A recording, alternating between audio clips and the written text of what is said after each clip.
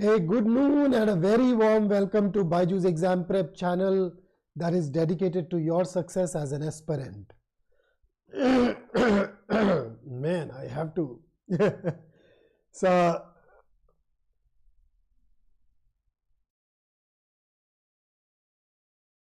if you're new here, new to our channel, don't forget to subscribe to the channel and press the bell icon so that you start getting the notifications for all of those sessions that we keep conducting for you every single day. Tons of sessions, a lot of steps that take your journey forward, that help you move forward. My name is Vikrant and I am your personal coach for all things related to English and communication skills. And today we have this part 3 of our Maharashtra CET program, and here is some food for your mind. So yes, we know that we want to get the great rank, but then so very often we get obsessed with the rank, whereas you just need consistency.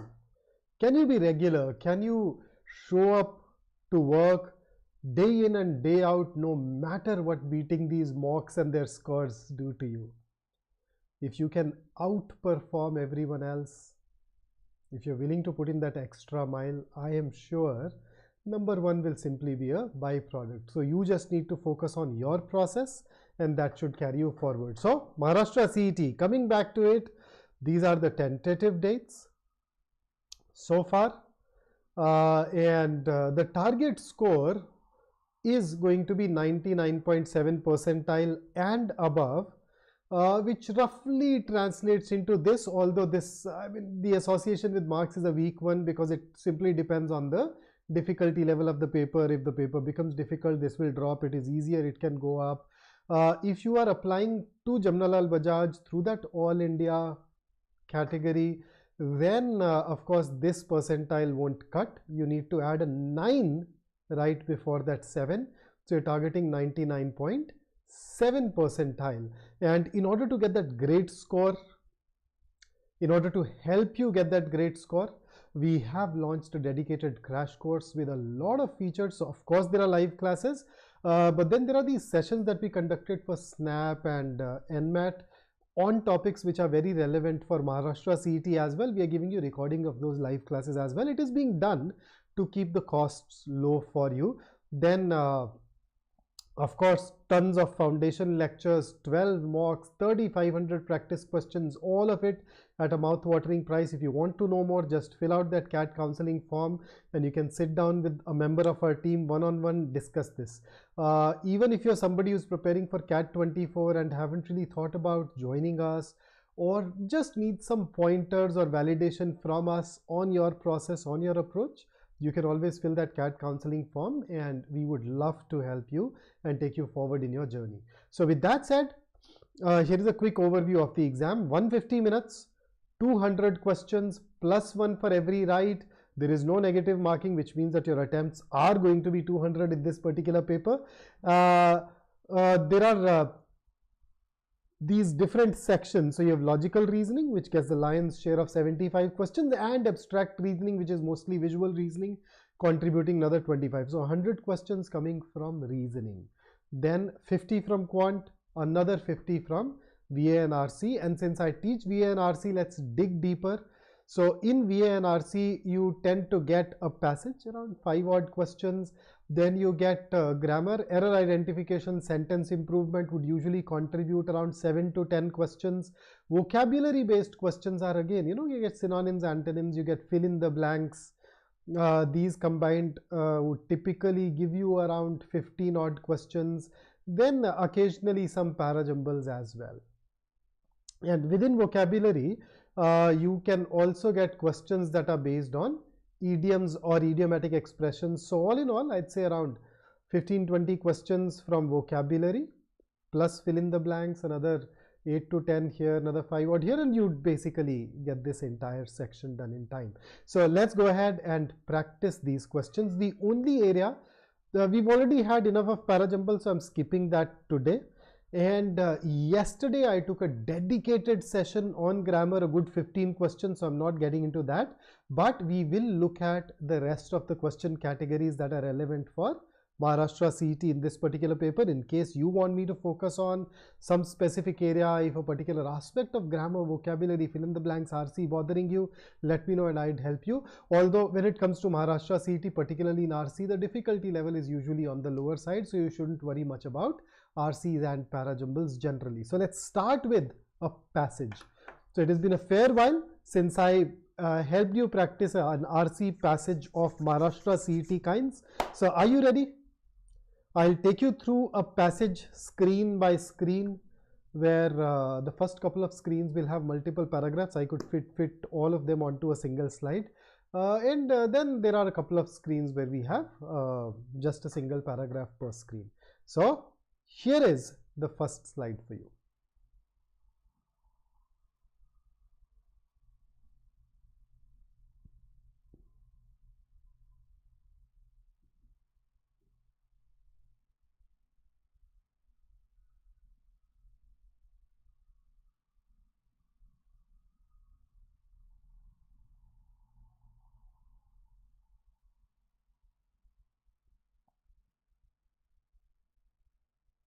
Let me know once you've read it.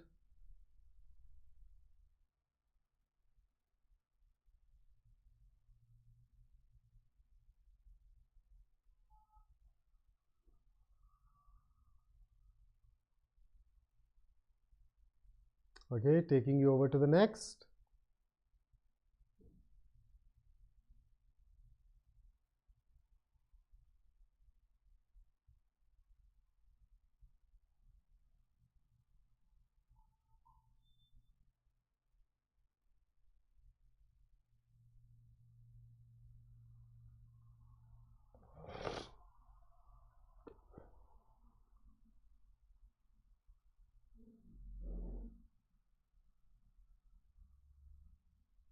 Oh, I'm glad that you sent that my way, Dishant. It is a huge help.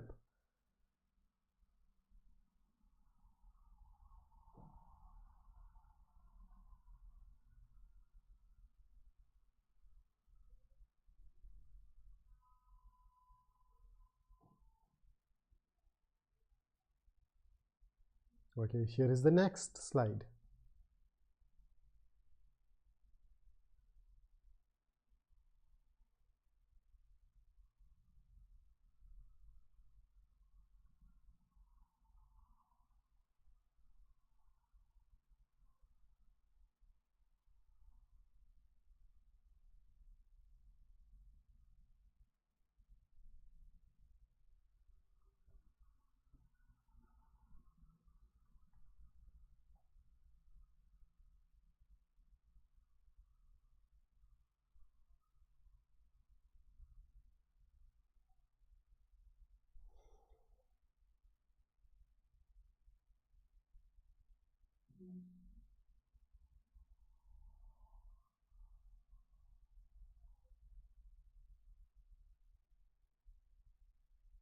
Okay, moving over to the next slide in 5 seconds.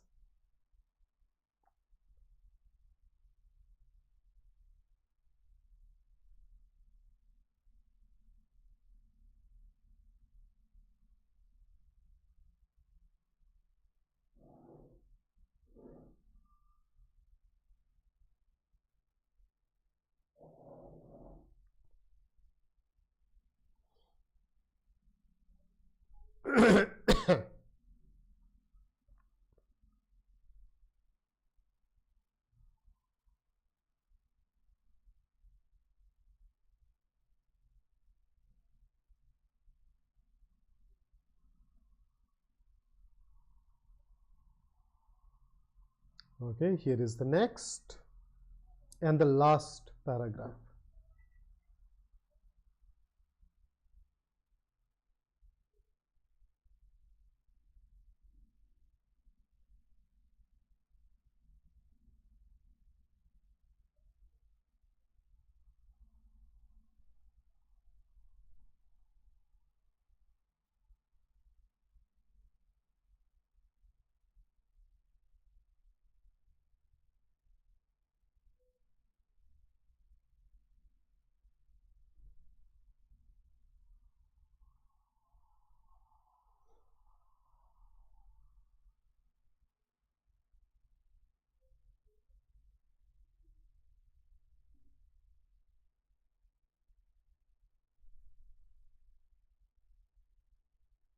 Okay, so now come the 5 questions based on this particular passage, starting with question number 1. So what's your answer? What's your take?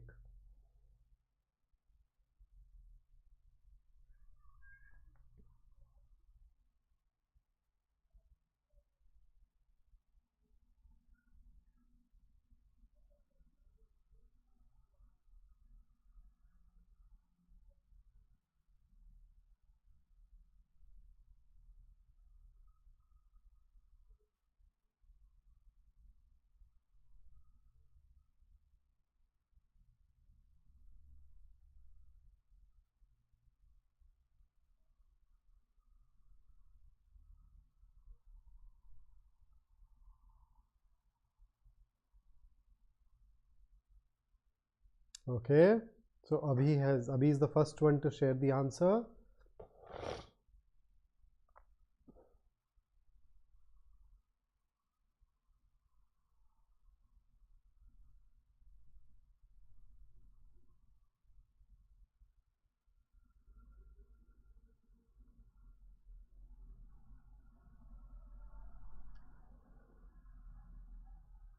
Okay, so starting off with C.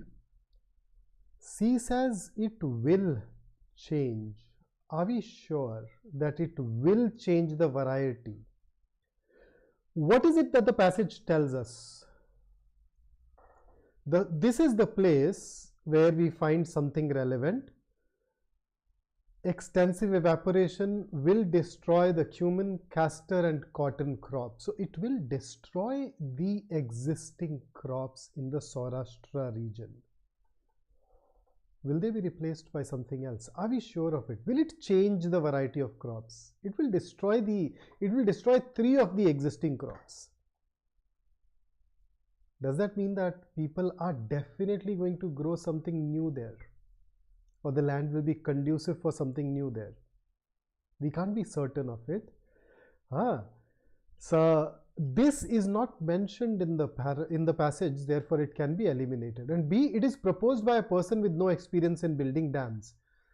Okay, let's once again go back to this.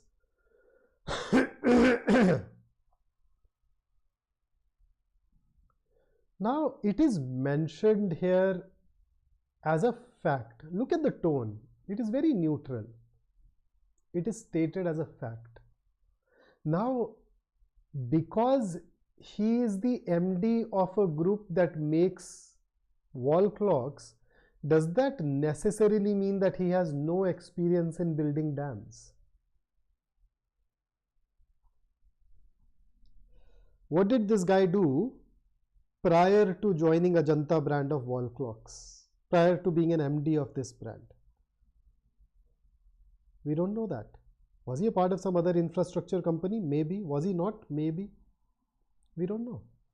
So can we conclusively say that he has no experience? That's part number 1. Number 2, is it something that has been criticized? Is his background being criticized here? His idea, yes. But his background, no. And therefore, even option B can be eliminated.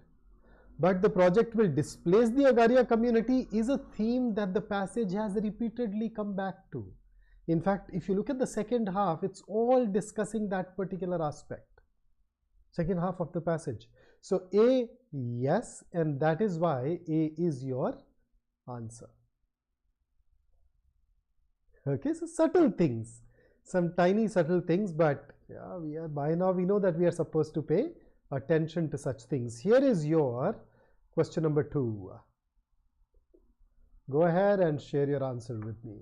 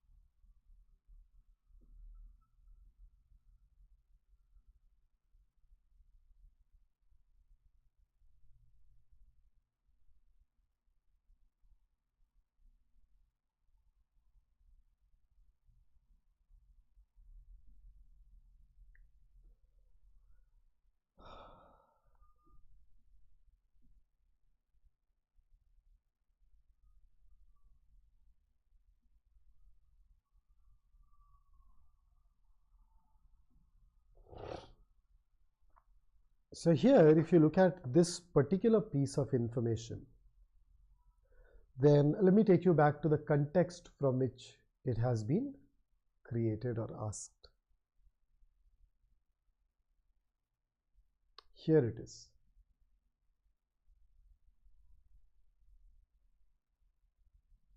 So in this context, they are, in fact, you need to read the paragraph that comes right before it as well. So the discussion here is about their rehabilitation, and then this paragraph talks about under which particular laws or acts can they be rehabilitated, but then state has either slowed down or rejected their claim. So one can bear the wrath of nature, but the indifference of the admin is really exhausting, for it refuses to recognize our existence. So basically what they're saying is that the government is not rehabilitating them, and that comes closest to, I think the only other confusing answer choice would have been D, but then hostile will not jive in correctly with indifference and therefore can be ruled out. C is out of scope for this particular sentence. Moreover, if you look at the paragraph closely, this itself is questionable. They work in such an area. Do they live there as well? So the best answer for us is going to be option A. Here is the next one for you. So give me the tone.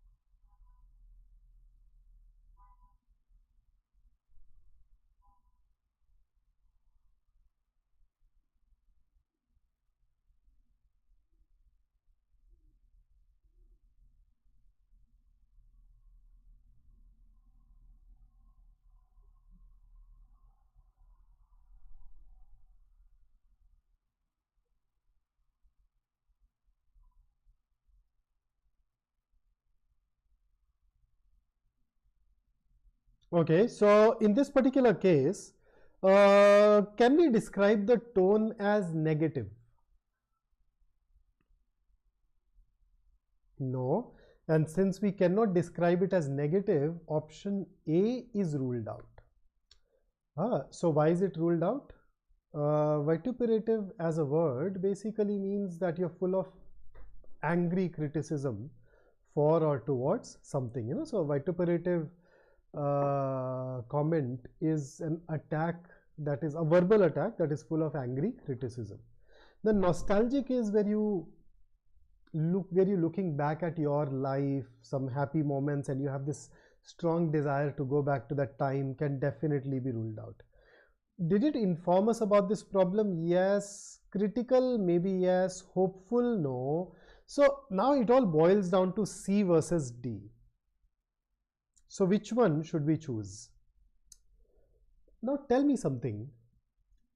In this particular passage, has the author taken a stand?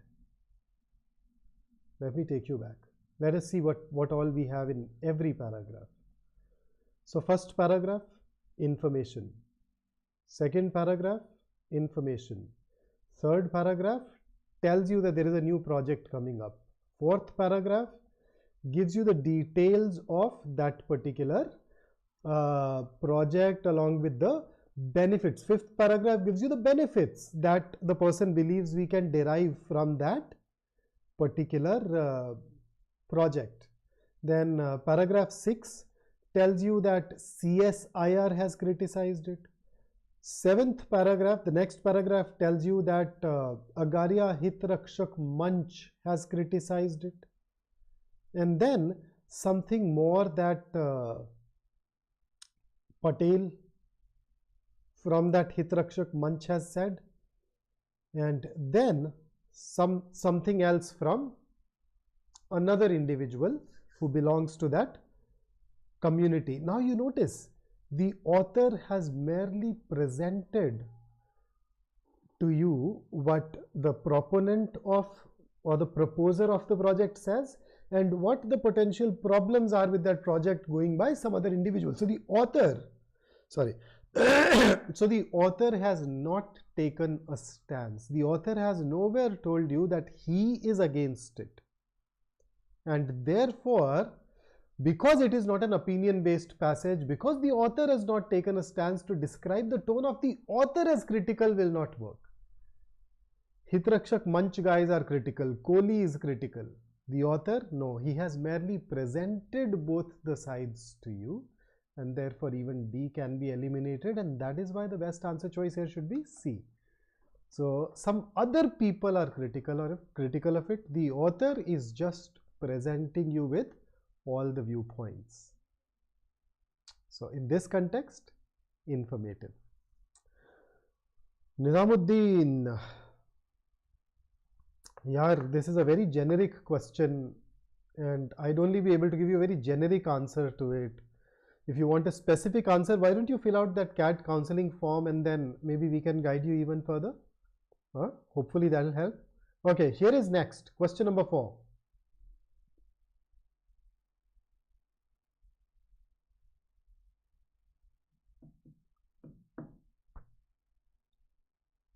Shubhangi, I think I've given you the reason. When you say the author is critical, show me one sentence from the passage where the author says that the project is not right. Any sentence that gives you author's opinion. If the author has not even shared his opinion, can we even call that critical? Can we call the author critical?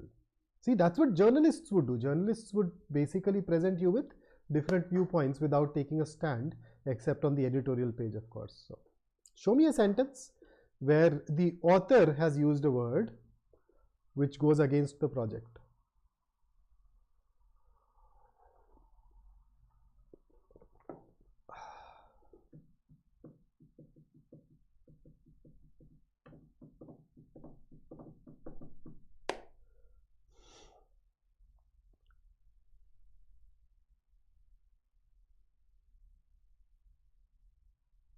Nizamuddin, I am saying that I can do something that is even better.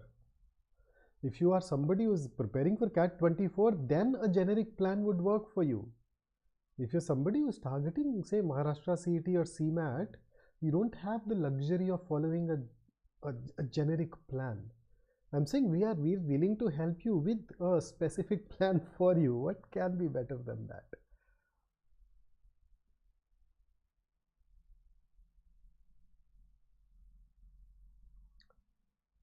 Okay. So for question number 4, the correct answer is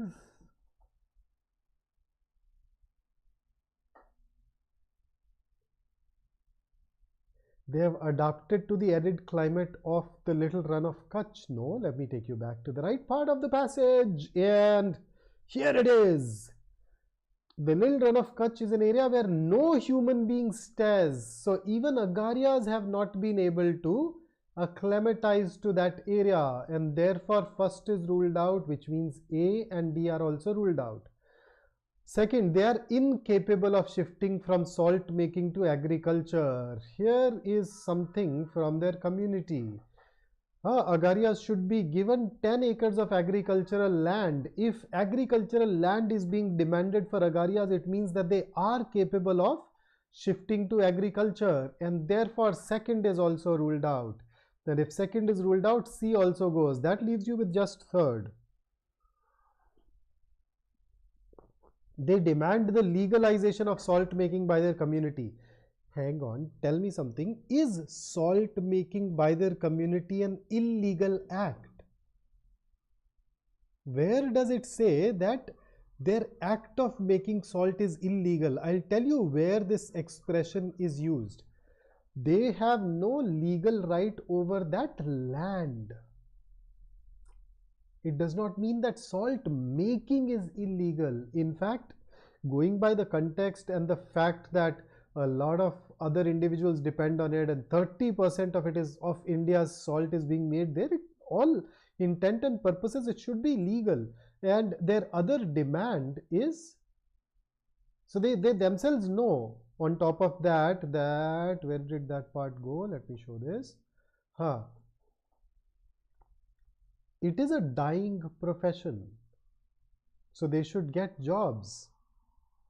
So legalization presupposes that it was illegal, which is not even present. So even third is ruled out. And that is why the correct answer should be E, none of the above. And with that, let me ask you the last question based on this passage. Question number 5 on your screen. Go ahead and give it a shot. Pick up the best option of the lot.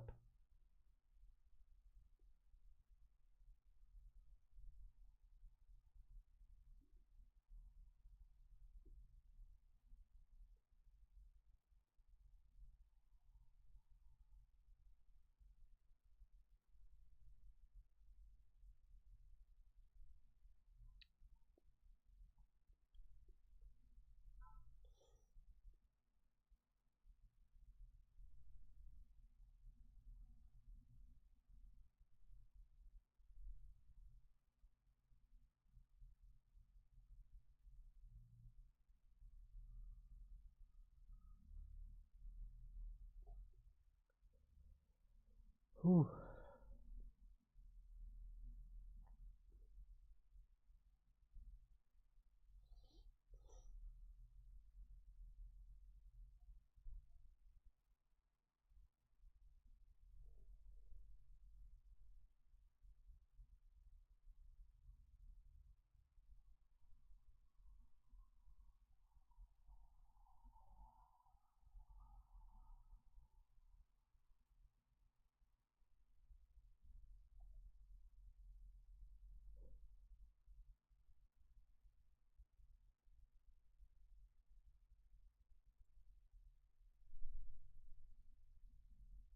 Right.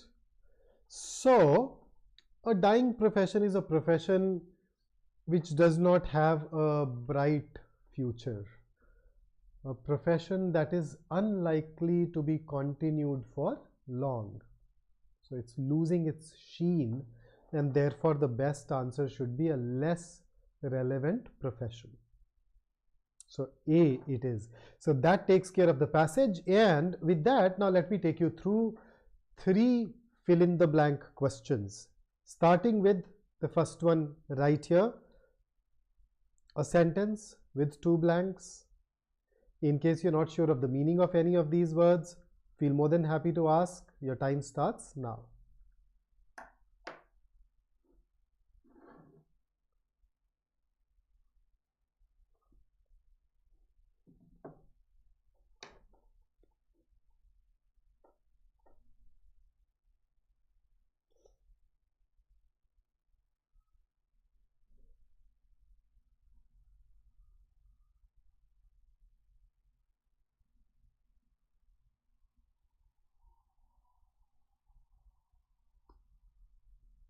Okay, so what's your take on this? So first up, what do we mean by a colicky baby?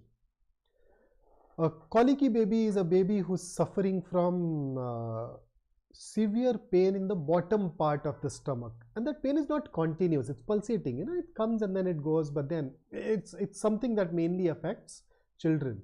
So it's a colicky baby that tells you that the baby has pain, and therefore the baby must have been crying, and therefore let us check.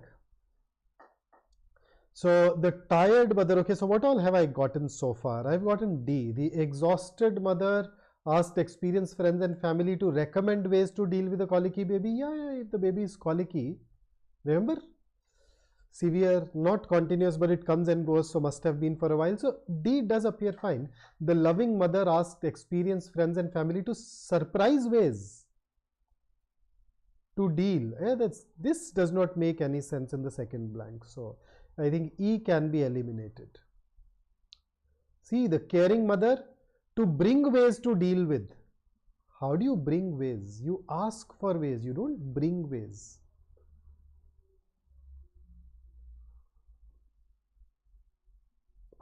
So that won't work either.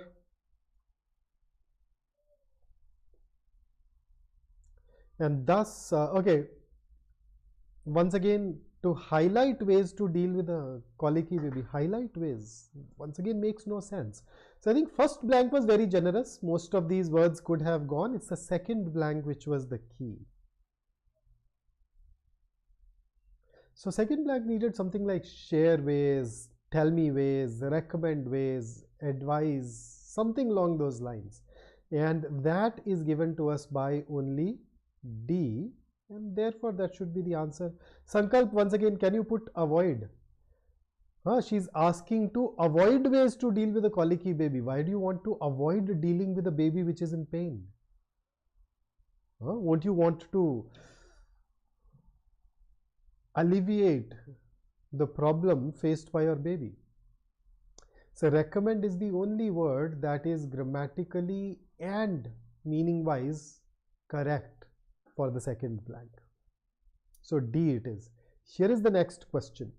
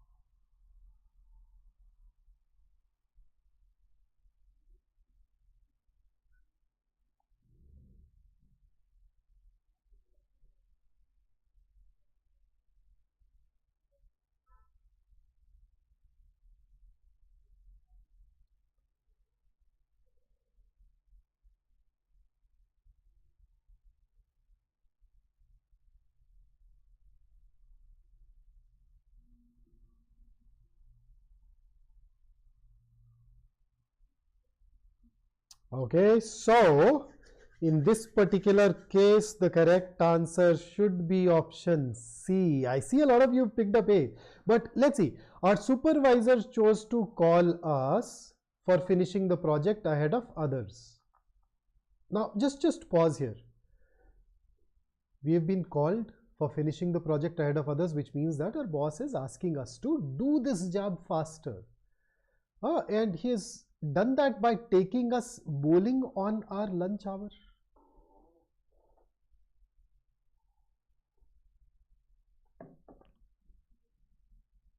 How would you take people out for a fun activity in order to call them to finish the project ahead of others? How does this part really make sense? If you want them to go faster, you would in fact ask them to work harder. You'd not give them a leisure break. But if you look at C, our supervisor chose to commend us, praise us. Commend means praise. So we've finished the work ahead of schedule. So he's commending us, praising us by giving us something nice. And that nice is taking us out for bowling. So that's where C scores over A. And here is your next question. Question number 8 on your screen, and your time starts now.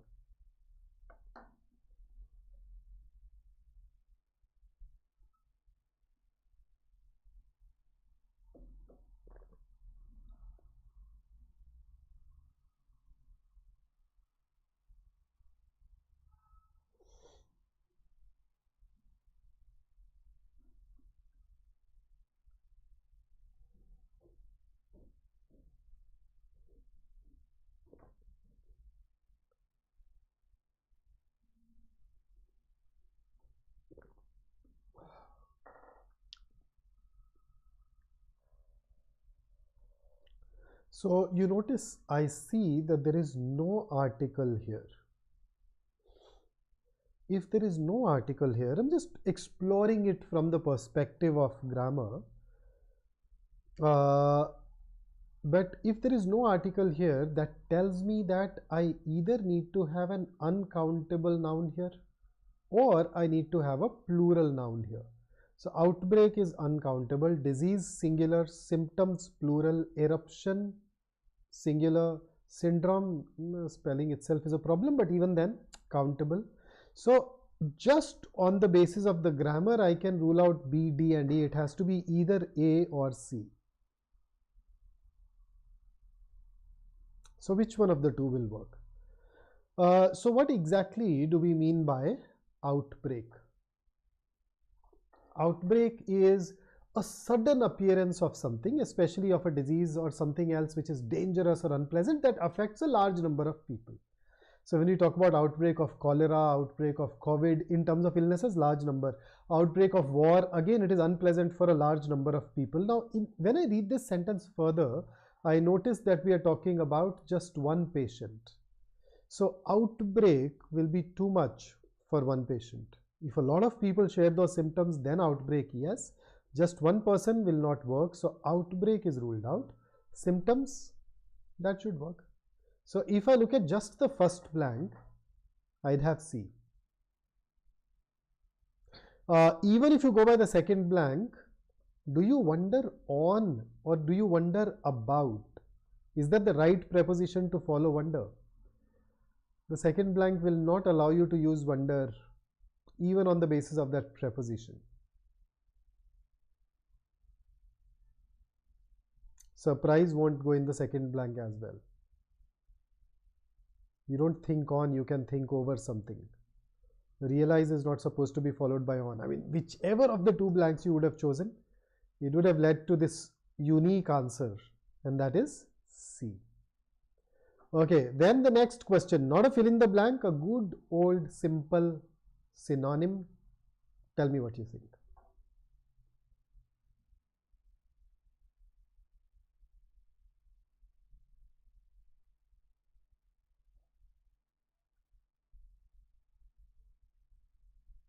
Oof, Ishant.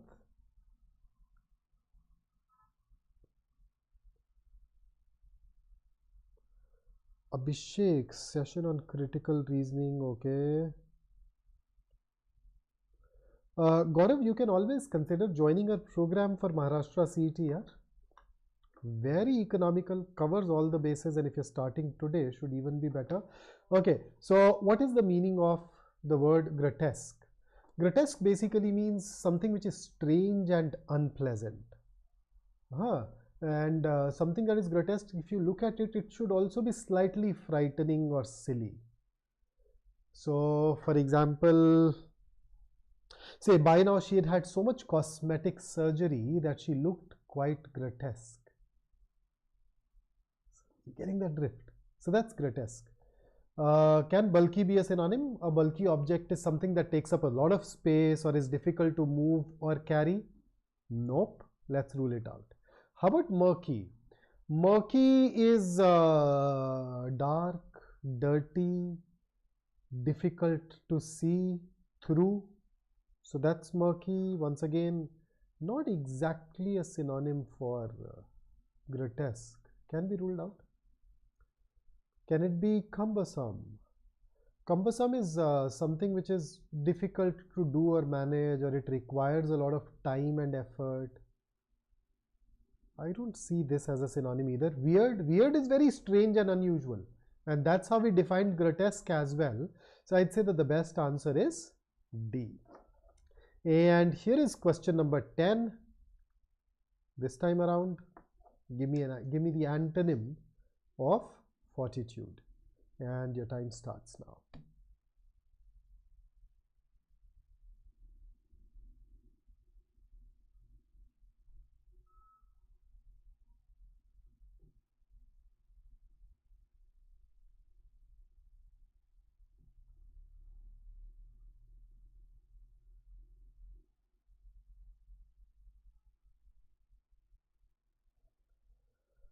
Whew.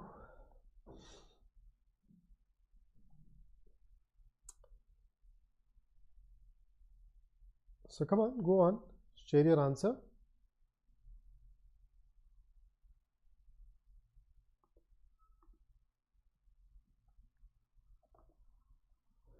So let us check. So the word is fortitude. Fortitude basically means courage or bravery, but of a specific kind. What kind?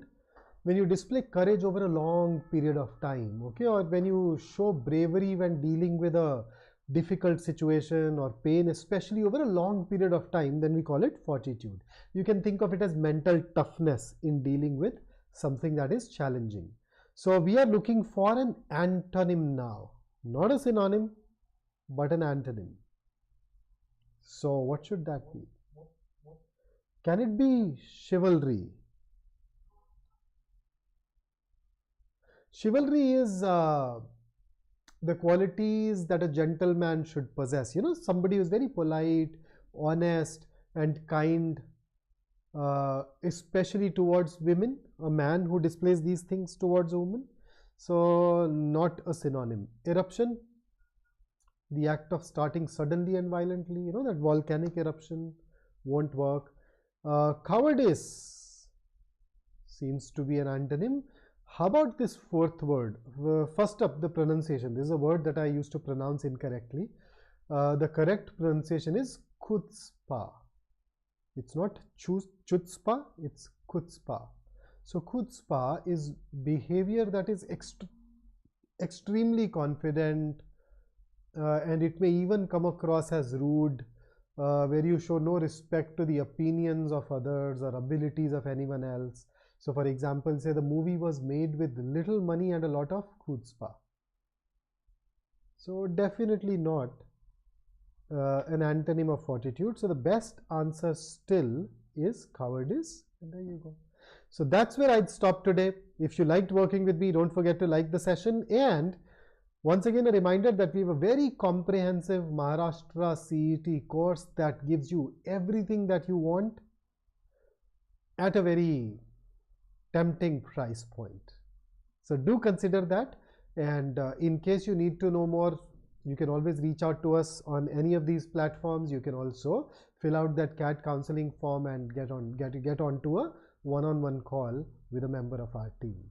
So that's it from me today. Enjoy the rest of your Sunday. Until I see you next, stay safe, stay focused, stay in touch, and you can turn up once again at 12 tomorrow to be a part of another session where I will take you through definitely one RC passage, and I'll throw in a couple of parajumbles so that becomes useful even for Maharashtra CET individuals, although it's a CAT focused session. But considering that English is English and these areas are identical, I'm sure if you join in, you would benefit.